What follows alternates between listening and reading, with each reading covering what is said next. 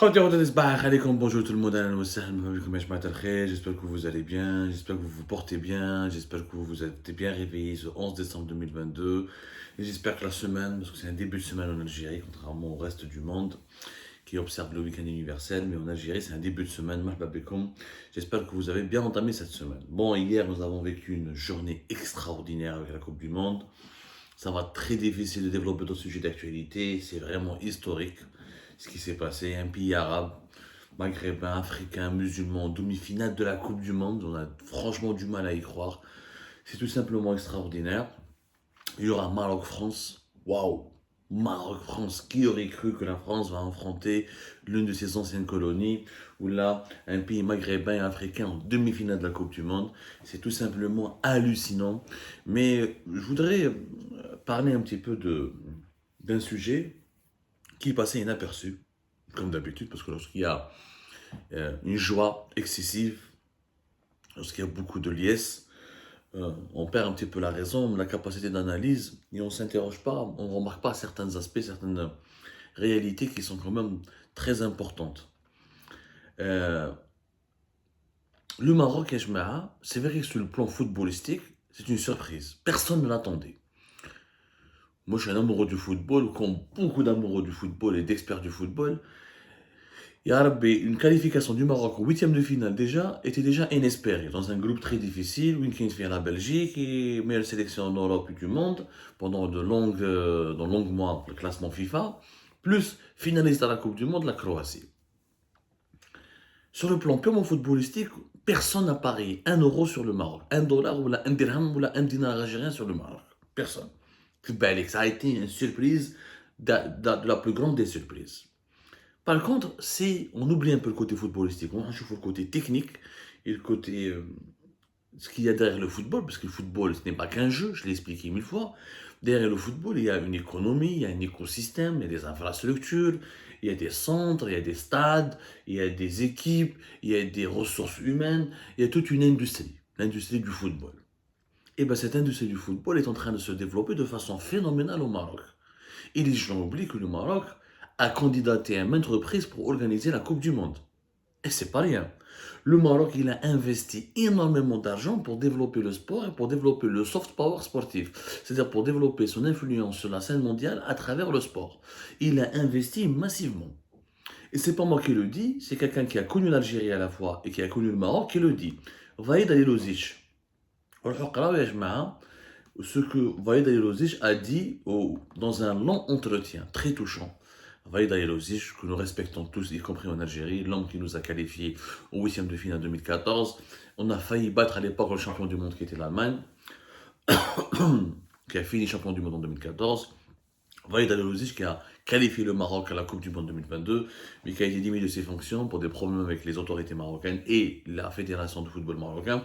Il a décidé donc, il a été remplacé par Walid El euh, durant les toutes dernières semaines avant la participation à la Coupe du Monde 2022. Dans un entretien, il fait SoFoot. SoFoot, un très grand magazine sportif, je crois que France Football. Je crois que SoFoot, ils font des reportages, ils racontent l'histoire. C'est les à côté du foot. C'est pas l'actualité du foot en soi, mais c'est les à côté. C'est les dessous de l'industrie du foot. C'est l'histoire des grands matchs, des portraits très bien écrits. C'est un magazine. Franchement, des fois, on dirait que c'est de la littérature. SoFoot, c'est vraiment très sympa, il faut vraiment le lire. Alors, Fayed Alilozic, qui a entraîné le Maroc, et qui a qualifié le Maroc encore une fois pour la Coupe du Monde 2022, parle dans une phrase, il dit une chose qui est très importante sur l'état de développement des infrastructures du football au Maroc. Quand tu entraînes un pays, il faut y habiter. Tu y vas tous les jours au bureau. Et le week-end, tu voyages pour voir des matchs. Au Maroc, ils ont le meilleur centre technique du monde. Au Maroc, ils ont le meilleur centre technique du monde. Largement, c'est phénoménal. Les terrains, le médical, l'hôtel, la piscine, le restaurant, c'est 5 fois mieux que Clairefontaine. Clairefontaine et en France, c'est le centre national de l'entraînement des équipes nationales de France. C'est une pipite. C'est vraiment un centre très important en France. C'est là où l'équipe de France s'entraîne, où toutes les équipes de France s'entraîne avant de préparer des compétitions sportives. Ça s'appelle le Centre national du football. J'ai à Clairefontaine. Clairefontaine, c'est un pôle de formation pour les sports. Mais je suis dans la région parisienne. Clairefontaine, c'est dans les Yvelines. Euh, que Vaïd Aliozic, qui est un grand monsieur, c'est pas un Algérien, Vaïd Aliozic, c'est un Bosniaque, il a entraîné en France, il a été au Japon, il a été en Turquie, il a entraîné des équipes françaises, il a été là au PSG. C'est pas un mec qui dit n'importe quoi. C'est pas un mec qui dit n'importe quoi, c'est Aliozic, هذا ماشي واحد جا من الهداف ولا. Il te dit le Maroc, il a le meilleur centre technique du monde. C'est-à-dire que le Maroc, il est mieux équipé. Le centre national technique, c'est là où les équipes nationales s'entraînent. C'est-à-dire que la France, qui est champion du monde, pour Vaïda Elozic, qui a entraîné le Maroc encore une fois, qui connaît bien le Maroc, qui a voyagé à travers le monde, il juge que le centre technique national du Maroc est nettement meilleur que celui où s'entraîne l'équipe de France, quand même parmi les 10 pays les plus riches du monde, parmi les 10 pays les plus puissants du monde, et champion du monde à 2 reprises. Ce n'est pas rien. Cela signifie que le Maroc a beaucoup investi, que les investissements sportifs et footballistiques du Maroc ont fini par payer parce qu'ils ont donné une belle équipe nationale, qui est un curieux mélange entre les Marocains issus de la communauté marocaine en Europe, notamment à l'étranger, comme l'équipe nationale d'Algérie, et des joueurs formés localement. Et les joueurs qui ont été formés localement. Et beaucoup de joueurs de l'équipe nationale marocaine sont revenus au Maroc alors qu'ils étaient nés à l'étranger pour se former ou jouer au Maroc et revenir à l'étranger, comme le cas du Yassine Bounou, qui est le gardien de but, l'un des meilleurs gardiens de but en ce moment au monde. Le Marocain, il est né à Montréal, il est venu à Casablanca, il a joué un petit peu au Maroc avant de partir en Espagne, devenir un professionnel du football. Et eux, ils ont beaucoup investi dans la formation et surtout dans la qualité des infrastructures, ce qui a élevé le niveau du Maroc. Et je rappelle que les clubs marocains, la Champions League, ces 5 dernières années, se sont illustrés avec beaucoup de résultats positifs. Mais au-delà de cela, ce qu'on oublie, c'est que le Maroc a été candidat à maintes reprises pour organiser la Coupe du Monde. Depuis, le Maroc a été candidat pour l'organisation de la Coupe du Monde de 1994. Candidat pour l'organisation de la Coupe du Monde de 1998. Candidat pour l'organisation de la Coupe du Monde de 2006. Candidat pour l'organisation de la Coupe du Monde de 2010. Il a tous perdu. Et candidat pour l'organisation de la future Coupe du Monde de 2026. De 2026. Le Maroc avait présenté un dossier qui était très ambitieux pour un pays africain, pour un pays arabe et maghrébin. Le Maroc, malgré toutes ses défaites de 1994 à 2010, il a continué d'investir, il a continué de s'améliorer, et il a continué de peaufiner. D'ailleurs, tout le dossier qui a été présenté à partir de 2010, entre 2017 et 2018, bon, bien sûr, le Maroc a perdu cette course pour l'organisation de la Coupe du Monde, puisque la Coupe du Monde de 2026 a été accordée aux États-Unis, Canada et Mexique. C'est une candidature commune. Les 3 pays de l'Amérique du Nord, les 2 pays de l'Amérique du Nord, plus le Mexique et un pays de l'Amérique centrale, vont organiser cette compétition. Mais le Maroc, il a perdu avec beaucoup d'honneur, encore une fois. Il y a eu un projet, il y a eu un dossier exceptionnel. Le Maroc a présenté plusieurs stades, si je ne me trompe pas, 14 nouveaux stades. Il a présenté un dossier de 14 stades dans 14 villes marocaines. Le Maroc a prévu un budget d'investissement de 3 milliards de dollars pour créer des stades futuristes qui n'ont rien à envier aux stades qui sont actuellement utilisés au Qatar. Des stades modulables, des stades fait Casablanca, fait Fès, fait Agadir, fait Tanger, fait Marrakech, fait Djedida, fait Meknès, fait Nador. Il n'y a pas que des grandes villes qui sont connues. Je dirais Casa ou la Marrakech, même dans les petites villes qui sont beaucoup moins touristiques, qui m'a Meknès, qui m'a Djedida, qui m'a Nador.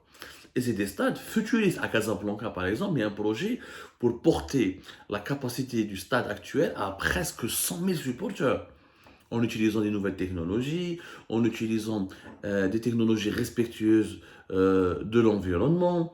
C'était vraiment une candidature, et je m'arrête, ça a été une candidature très, très ambitieuse. Très ambitieuse. Et le Maroc voulait faire comme le Qatar, avec des stades modulables, c'est-à-dire des stades qui sont multifonctionnels, qu'on peut retransformer en autre d'infrastructure, ou là qu'on peut déplacer aussi. C'était ambitieux, et c'est le Maroc. C'est pas un pays riche, le Maroc. Je te fais mourir. Mais il a de l'ambition. خدموا. Le tout pour organiser la Coupe du Monde de 2026, le Maroc a prévu d'investir 16 milliards de dollars pour développer les infrastructures de transport, les aéroports, les hôtels, améliorer les villes, etc. Où ils avaient de l'ambition d'être un comité d'organisation et ils se sont portés candidats. Ils ont perdu, wesh, parce que la FIFA avait modifié un critère dans les têtes pratiquement le dernier virage dans la prise de décision pour désigner le vainqueur de la Coupe du Monde, pour l'organisation de la Coupe du Monde de 2026. Ils avaient modifié un critère technique qui était très important.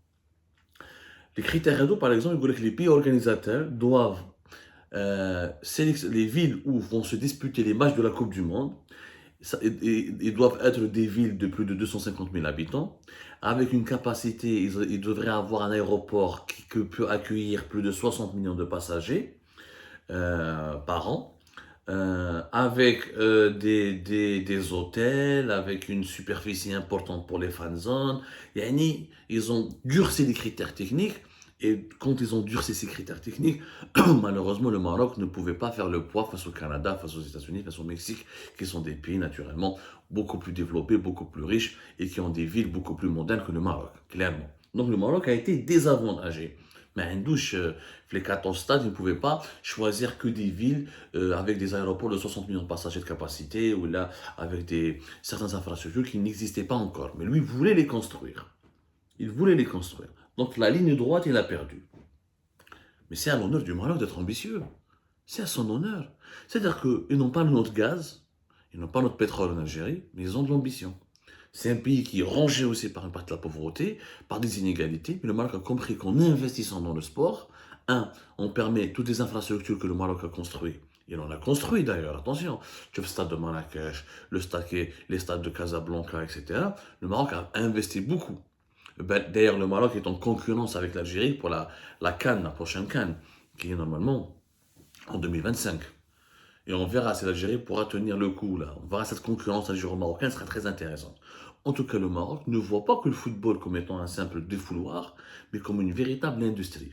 Où Vaidalolozich témoigne de la modernité des infrastructures.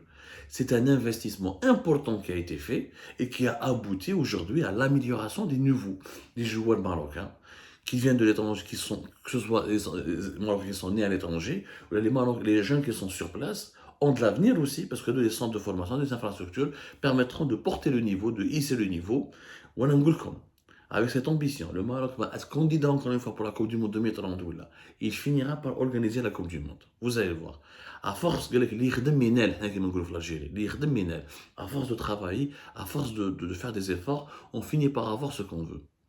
Et si le Maroc continue ainsi de se moderniser, d'améliorer son niveau de développement et d'améliorer ses infrastructures, il finira par remporter la Coupe du Monde. L'organisation de la Coupe du Monde. L'Algérie devrait apprendre de cette ambition.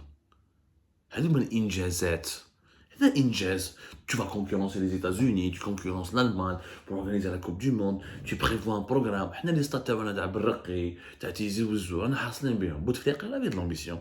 Bouteflika في وقته الله يرحمه. On peut ne pas être d'accord avec lui, dictateur, corrompu, mais il avait un projet. C'est lui qui a lancé la construction des stades de Douira, de Braqi, de Tizi Ouzou, pour les Jeux méditerranéens.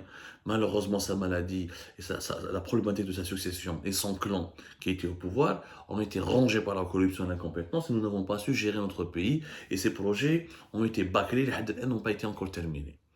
Mais il faut qu'on retrouve cette ambition à la marocaine. Il faut qu'on retrouve cette volonté nationale de concurrencer les grands et de faire comme les grands. Tu passes la nuit avec les poules, tu deviens une poule. Tu passes la nuit avec les lions, tu deviens un lion.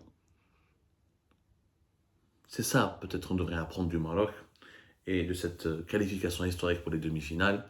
Et c'est une réflexion importante que nous devons entamer en Algérie. Naturellement, sans aucune émotion négative, sans aucune jalousie ou quoi que ce soit. C'est bien de se remettre, d'apprendre ce que les autres... C'est bien d'apprendre des succès des autres pour faire mieux qu'eux, pour peut-être faire beaucoup mieux qu'eux, pour aller encore plus de l'avant. Et chez nous en Algérie, on peut faire beaucoup au niveau des réussites sportives si on investit réellement dans un environnement qui aidera les talents à exploser, entre guillemets, à éclore, voilà, à se développer, à s'épanouir encore davantage.